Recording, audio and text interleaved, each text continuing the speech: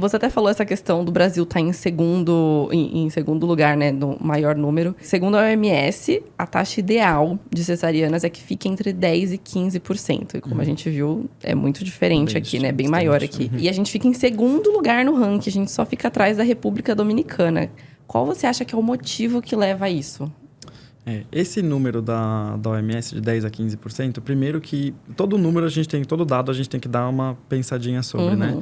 Mas então é um dado que ele foi feito na década de 80, se eu não me engano, a realidade era um pouquinho diferente, hoje as coisas estão bem mais modernizadas do que era então.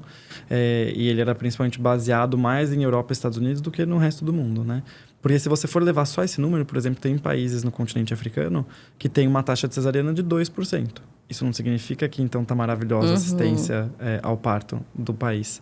Significa que não tem recurso para ter a cesariana no nível adequado. E é o país que tem uma das maiores taxas de mortalidade materna. Então, isso a gente sempre tem que levar em consideração. Mas, sim, acredito que no Brasil esse número é realmente abusivo do tanto de cesárea que a gente tem. Quando eu paro para pensar do motivo de ser assim, de ter tanta cesariana no Brasil, eu acho que tem alguns motivos. Eu acho que tem um lado médico muito importante. Então, eu também falo isso, né? Antes, há muitos anos atrás, o parto era uma coisa da mulher para mulher, era feito em casa, geralmente, com parteiras. Não era uma coisa hospitalar. E, obviamente, a mortalidade materna era maior naquela época. E aí, desde então, transferiu isso para um ambiente hospitalar, transferiu isso para a mão de homens, principalmente, porque até pouco tempo atrás era predominantemente homem quem se formava em medicina. Hoje em dia o cenário mudou. E eu acho que era visto muito como um trabalho. Então, a parte médica é muito importante. É difícil como obstetra?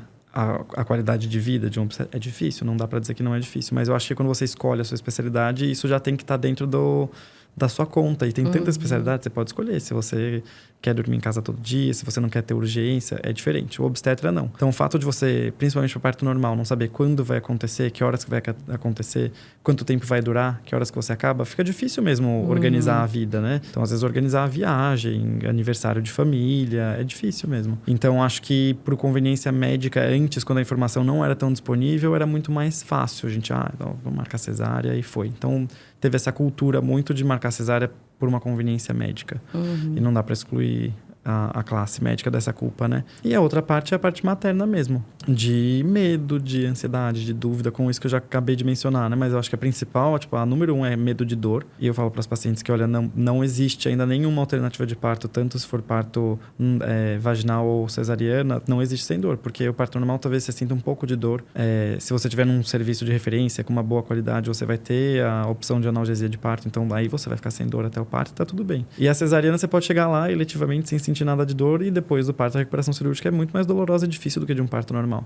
Então a opção isenta de dor não tem. Então a gente consegue conversar e tentar desmistificar um pouquinho da dor no parto, das alternativas não farmacológicas e farmacológicas para analgesia de parto, para controle de dor. Mas as outras questões que as pacientes trazem é medo do sofrimento do bebê, porque como é que vai passar por um canal tão estreito, mas a natureza é assim, a natureza foi programada para isso. Assim, né? O corpo Quantas de vocês pessoas consegue. já nasceram assim?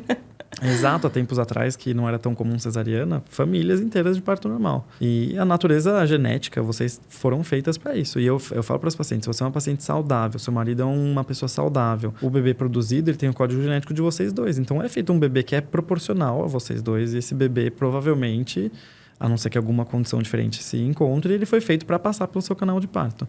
E tem todos os benefícios de passar pelo canal de parto, que às vezes a gente foca muito no sofrimento do bebê em passar no canal de parto, mas esquece do benefício, né? Que então, o fato de ser um canal justo, estreito, ajuda a eliminar o líquido do pulmão, porque o bebê dentro da bolsa amniótica, ele fica respirando, ele fica num meio líquido de respiração. E nessa transição imediata, às vezes tem um sofrimento, né? Nessa transição de respiração, tem uma dificuldade de mudar dessa respiração aquática para o ar. E o fato dele passar espremido no canal de parto ajuda a limpar essa água do pulmão e ele tem uma menor taxa dessa dificuldade respiratória assim que nasce. O contato com os agentes microbianos que tem ali da biota da vagina natural também são benéficas aos bebês. Então tem pontos positivos, a gente tem que tentar lembrar de comentar isso para as pacientes.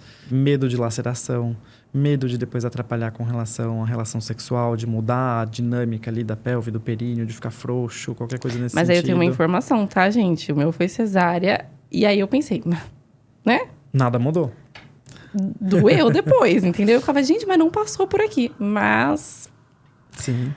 mudou tudo lá dentro. De qualquer Muda. forma, mudou. O corpo se preparou para aquilo. Então, você passa por uma transformação aí que a gente tem. E até de sangramento.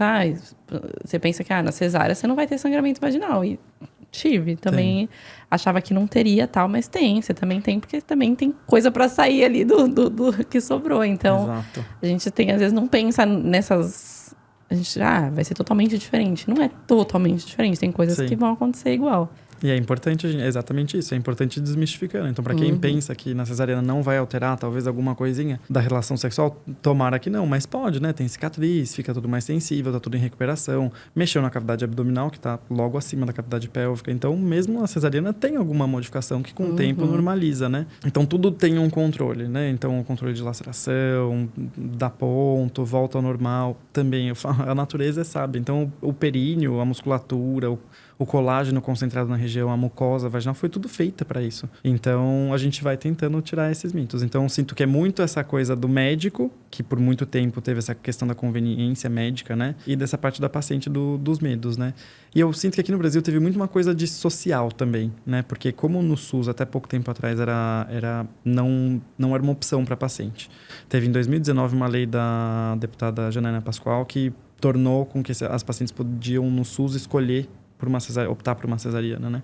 Então, isso é recente. Até então, quando eu era residente, não tinha opção. Ia ser parto normal até que não desse mais para ser parto normal. Então, tinha muito essa questão de quem tinha um poder socioeconômico maior ia no hospital particular e 90% ganhava cesariana. E quem não tinha essa condição era no SUS, como se tivesse que sofrer e ter parto normal pelo SUS. Então, tinha muito essa questão social aqui no Brasil também. E espero que hoje em dia esteja melhorando cada vez mais, porque o que a gente precisa para essas pacientes, principalmente do SUS, não é dar a opção de cesariana. Embora, de novo, a gente tem que respeitar a autonomia. Mas é dar um pré-natal de maior acolhimento e suporte, que tire dúvidas, dar uma estrutura melhor aí de anestesia de parto, que antes não tinha anestesia de parto para todo mundo. Então, talvez se tenha anestesia de parto, o medo da dor. Então, você vai quebrando esses mesmos mitos para tentar nivelar os dois meios aí, né? Eu acho que seria o mais justo. Então, são esses os culpados aí pela alta taxa de cesariana no Brasil. Sim. E também eu acho que a gente escuta muito história, né? Então, porque a fulana sofreu muito. E isso já vai deixando os traumas ali, né? Os medos vão aumentando. Então, acho que tem muitas coisas que influenciam. E a gente sabe que, assim, a gente tá falando que tem a escolha da mulher, mas a gente sabe que vai além disso, né?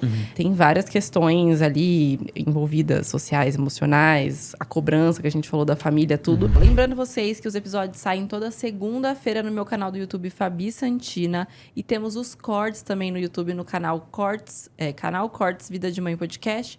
E também nas redes sociais, tanto no Insta quanto no TikTok, que é @Vida de Mãe Podcast. Vai lá acompanhar tudo. E tem o meu pessoal, né, Fabi Santina.